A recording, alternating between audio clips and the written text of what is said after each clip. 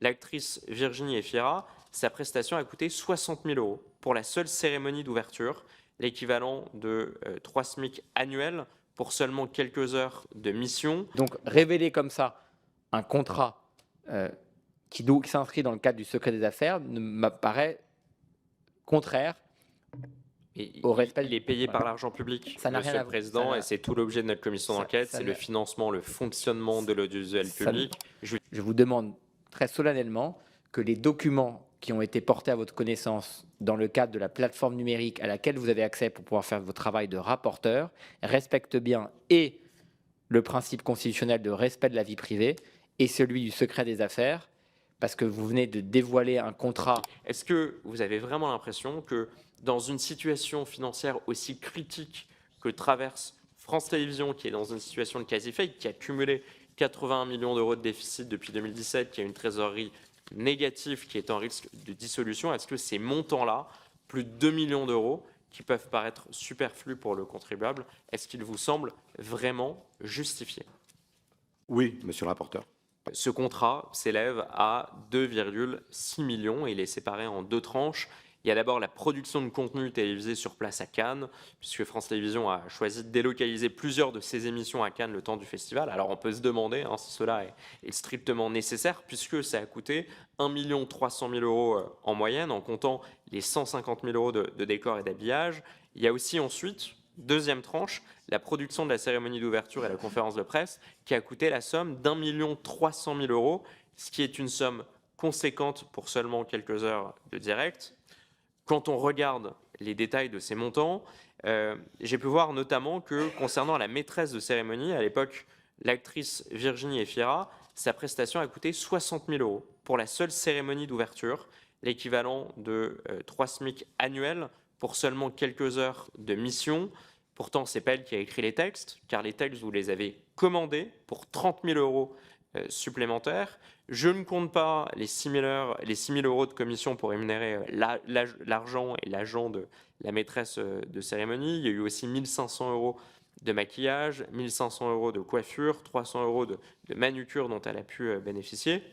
Et c'est même sans compter les 30 000 € de contrat que vous avez provisionné pour un happening concernant un hommage au président du jury. Est-ce que vous avez vraiment l'impression que dans une situation financière aussi critique que traverse France Télévisions, qui est dans une situation de quasi-faillite, qui a cumulé 81 millions d'euros de déficit depuis 2017, qui a une trésorerie négative, qui est en risque de dissolution, est-ce que ces montants-là, plus de 2 millions d'euros, qui peuvent paraître superflus pour le contribuable, est-ce qu'ils vous semblent vraiment justifiés? Oui, monsieur le rapporteur. Pardon, monsieur le président. Non, je vous en prie. Juste rappeler, parce que c'est important une commission d'enquête et on a des pouvoirs très importants, ça peut engager donner lieu à des procédures pénales, à des sanctions pénales, à des condamnations pénales. Non, mais je pense, monsieur le rapporteur, qu'il y a un équilibre à trouver entre la transparence qu'on doit aux Français, et si je suis président de cette commission d'enquête et que vous êtes le rapporteur, c'est qu'on veut faire la transparence pour les Français, sur une politique publique importante qui coûte beaucoup d'argent, 4 milliards d'euros, qui est un service public auquel je suis personnellement attaché, mais qu'on est là pour identifier des manquements et des dysfonctionnements. C'est le rôle d'une commission d'enquête et c'est précieux de le faire. On a eu un bon échange aujourd'hui, je vous en remercie, mais je dis simplement, on vous a communiqué, vous avez aussi des responsabilités immenses comme rapporteur, celle effectivement de faire la lumière pour les Français. Vous avez aussi une responsabilité majeure, c'est de respecter le secret des affaires, car le milieu audiovisuel évolue dans un milieu concurrentiel, avec des acteurs publics, des acteurs privés.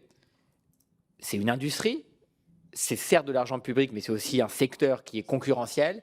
Et je termine juste à vous dire, monsieur le rapporteur, je vous demande très solennellement que les documents qui ont été portés à votre connaissance dans le cadre de la plateforme numérique à laquelle vous avez accès pour pouvoir faire votre travail de rapporteur respectent bien et le principe constitutionnel de respect de la vie privée et celui du secret des affaires, parce que vous venez de dévoiler un contrat qui est très important, parce que demain, c'est de l'argent public aujourd'hui, mais demain, Cannes, ça peut être porté par une société privée, enfin je veux dire par une antenne privée, ça a été le cas pendant des années avec Canal+, et donc révéler comme ça un contrat qui s'inscrit dans le cadre du secret des affaires m'apparaît contraire au respect. Il est payé Voilà. par l'argent public, Ça n'a rien Monsieur à le voir. Président, et c'est tout l'objet de notre commission Ça- d'enquête, ça c'est ne- le financement, le fonctionnement de l'audiovisuel Ça ne- public. Jusqu'à présent, à chaque fois qu'on réclamait, qu'on posait des questions, on s'est vu opposer, et je pense que vous l'avez d'ailleurs déploré à plusieurs reprises, une sorte de front et de consigne de la direction de France Télévisions qui refusait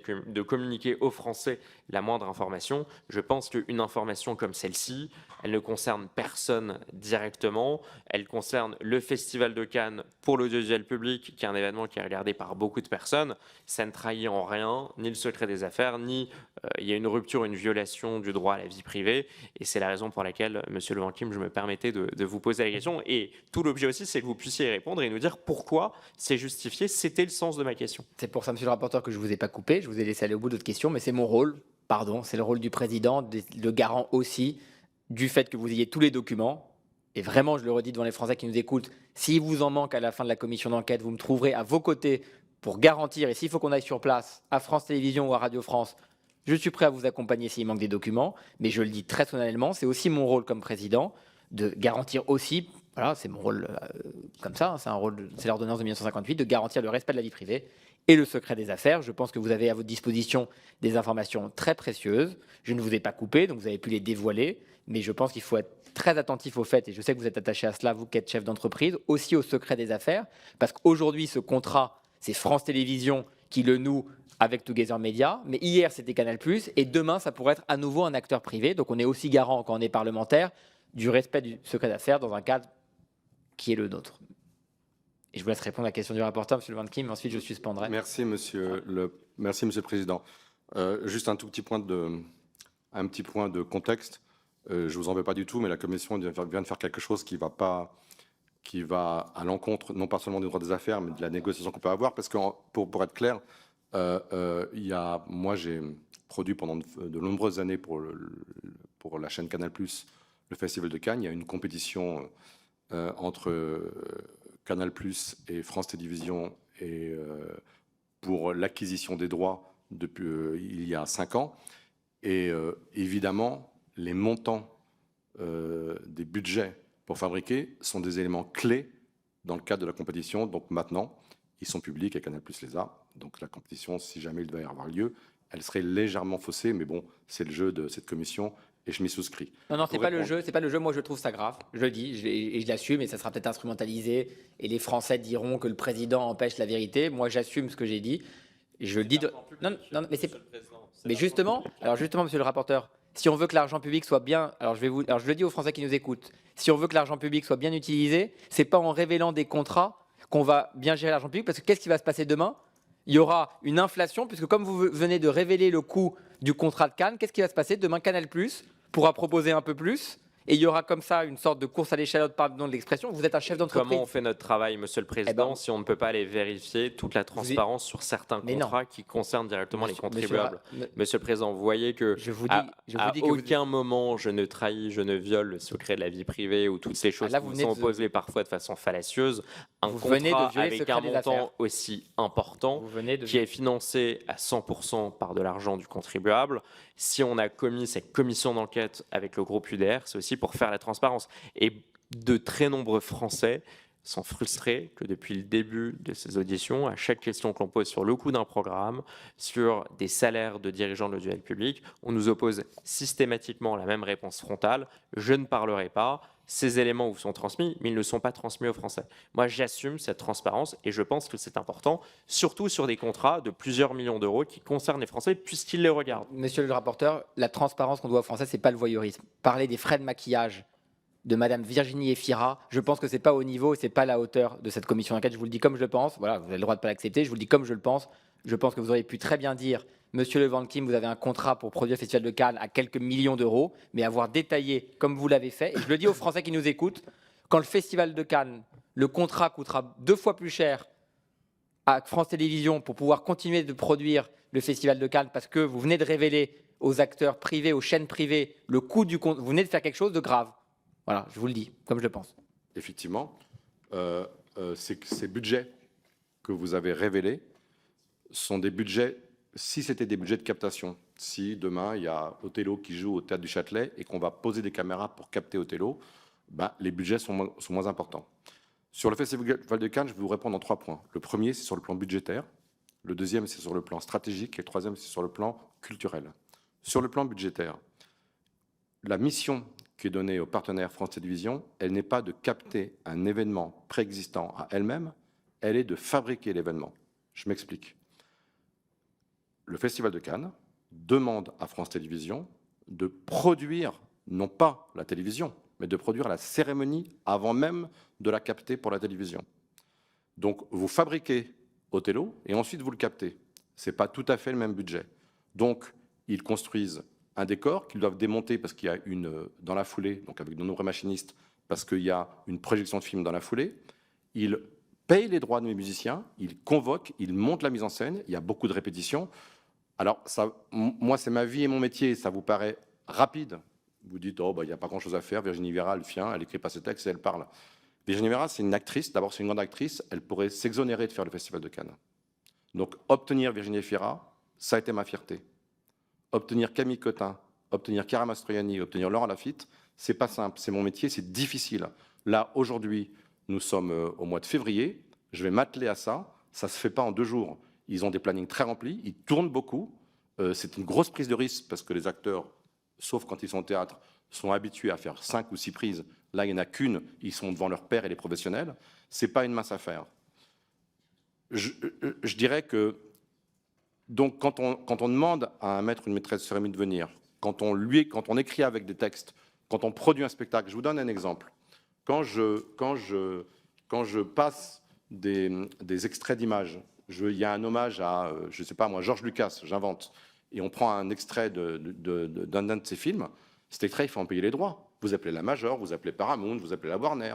Il y a tout un écosystème de production qui est très lourd et coûteux. Je vais vous dire, les Jeux Olympiques, ça coûte cher. Les Miss France, ça coûte cher. Le Festival de Cannes, ça coûte cher. Roland Garros, ça coûte de l'argent. Mais la réalité, c'est que le Festival de Cannes, c'est une fierté. C'est le premier festival à la fois de cinéma populaire et de cinéma indépendant au monde. Que le service public qui a fait cette compétition ait pu gagner contre un acteur majeur du cinéma en France qui est Canal+, moi, je considère que c'est une fierté pour le service public. Et puis vous n'ignorez pas que le service public est l'un des 2 plus gros contributeurs du cinéma en France. Par ailleurs, quand ils ont des films, on est bien content de les retrouver au palmarès. Anatomie d'une chute, qui prend un prix à Cannes et qui va prendre l'Oscar du meilleur film étranger, c'est produit par nous, le service public, par vous et par nous tous. C'est un bien commun qui se retrouve récompensé par les Américains qui ont une position quand même dominante sur le cinéma. C'est formidable. Donc pour vous répondre budgétairement, objectivement, je trouve, moi, pour répondre à votre question, monsieur le rapporteur, c'est pas très cher. Et si je devais, moi, produire, en tout cas, c'est moins cher que ce que je dépensais avant, quand je le faisais pour le privé, ce qui est normal. Donc on est beaucoup plus raisonnable, plus contraint, et on arrive à produire un spectacle. Et en plus, une fois qu'on l'a produit, dans ce budget dont vous avez parlé, monsieur le rapporteur, on prend de l'argent pour produire la captation. Et à ce moment-là, on prend des caméramans, du direct, etc., etc. Donc c'est très difficile. Et puis en plus, il y a autre chose. C'est que les gens à Cannes, ils n'y habitent pas. Si le Festival de Cannes et la cérémonie du Festival de Cannes, je la faisais au Théâtre du Châtelet, ça coûterait un peu moins cher. Donc là-bas, il faut les faire venir, c'est compliqué. Il y a des aéroports, il y a des taxis, oui, c'est cher. Et 300 € de manucure pour Madame Efira, c'est rien.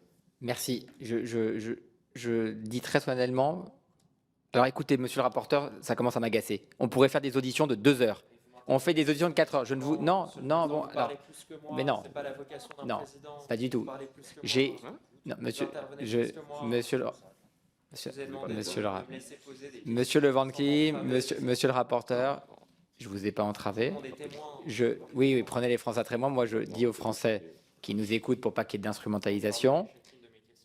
Vous réécouterez l'audition, vous verrez que sur 4 heures d'audition, je crois que vous avez eu largement un temps de parole. Je crois que vous avez pu poser 4 fois même les mêmes questions, et c'est très bien d'ailleurs, comme ça vous avez des réponses. Je vais dire juste, pour que mes propos ne soient pas instrumentalisés. Je ne refuse pas, et comme vous, si j'ai souhaité à vos côtés pouvoir travailler dans cette commission d'enquête, c'est justement parce que je pense qu'il faut identifier des manquements et des dysfonctionnements.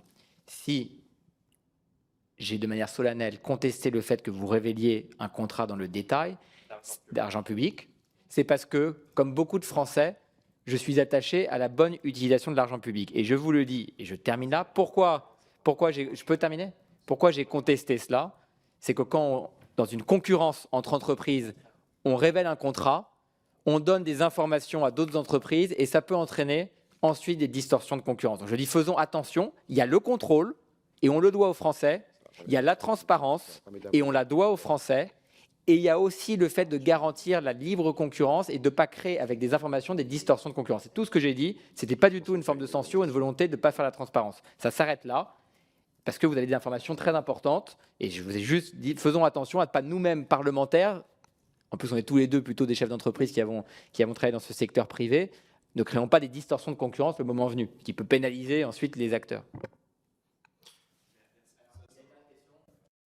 Merci, Monsieur le Président. Je pense très honnêtement que faire toute la transparence sur des contrats financés à 100% par de l'argent public, ça n'aura pas un effet inflationniste. Bien au contraire, je pense que ça permet aussi une saine concurrence et que surtout, au-delà de la saine concurrence du privé qui, moi, ne m'intéresse pas, j'ai aucun intérêt dans l'histoire, je pense que vous le savez, c'est aussi parce que les Français qui consomment ces programmes et ces émissions sont en droit de savoir, pour 4 milliards d'euros qu'ils payent chaque année sur l'audiovisuel public, sont en droit de savoir quelle est la répartition et combien cela coûte. Donc donner quelques ordres de grandeur précis sur des émissions importantes, ça me paraît de salubrité publique et c'est le cadre de cette commission d'enquête. La toute dernière question, parce que le temps est contraint, j'essaierai d'être court, elle concerne aussi le Festival de Cannes. Vous le savez, la semaine dernière, le tribunal judiciaire de Paris a ouvert une information judiciaire contre Madame Ernotte pour abus de biens sociaux et recel, soustraction, détournement ou destruction de biens d'un dépôt public par le dépositaire ou par l'un de ses subordonnés. Il s'agit de nuit au Majestic à Cannes pour des suites à quasiment 1 700 € à la nuit au profit d'un certain nombre de membres du comité de direction de France Télévisions, ainsi aussi que de 2 cadres de Together Media, Monsieur Lacroix et vous, Monsieur Levanquim. Les questions de conflit d'intérêts, de sujets déontologiques sont aussi le cœur de cette commission d'enquête.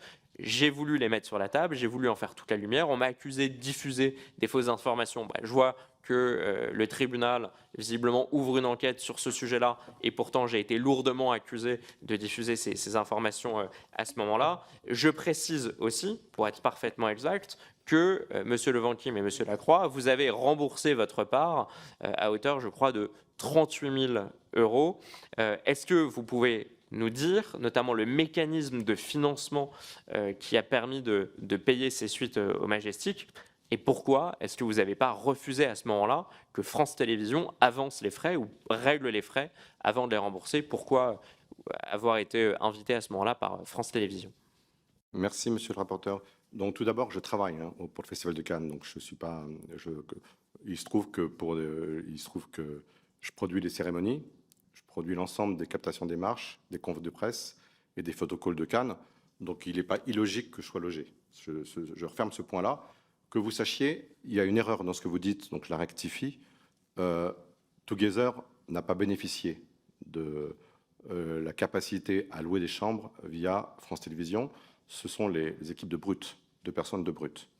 Brut a passé un bon de commande en direction de France Télévisions, parce que France Télévisions, vous l'avez beaucoup documenté dans cette commission, au titre du bartering, avait des invendus dans sa régie publicitaire, et ils ont pu ainsi, sans dépenser de deniers publics, obtenir des chambres en échange de cet espace publicitaire.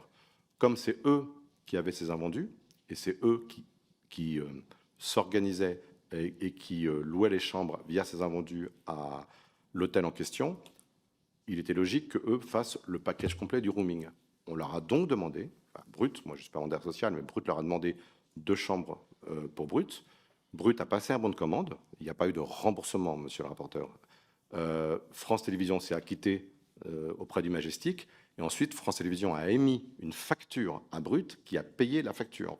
Ça, c'est pour être exact sur le financement. Maintenant, il y a un point moral que vous abordez, et je suis content de pouvoir répondre parce que je l'ai entendu beaucoup et je comprends. C'était moi.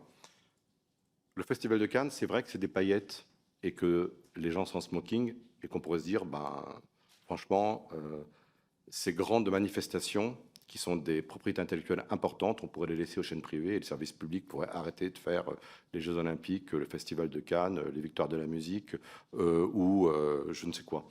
Moi, je pense qu'au contraire, à un moment donné de forte concurrence avec le privé, qu'il y ait des grandes propriétés intellectuelles ou des grands événements culturels qui, par ailleurs, participent du cahier des charges du service public, soit rentrer dans le giron du service public, c'est mieux. Ceci étant, je vous explique juste mon expérience, et je suis content d'avoir l'occasion de le faire, parce que j'ai tellement entendu de choses, Et je vais vous raconter en tout cas le témoignage de quelqu'un qui a 35 ans de Festival de Cannes. Au Festival de Cannes, vous avez raison, il y a des hôtels qui sont très chers et qui sont même à des prix qui sont indécents, qui sont sur la Croisette, c'est-à-dire dans Cannes. 90% des autres hôtels où vont toutes nos équipes sont, ce que je crois, le Pierre et Vacances ou d'autres, à l'extérieur de Cannes. On met 1h30, 2 heures en car ou en vélo pour venir, mais on sait comme ça. France Télévisions présente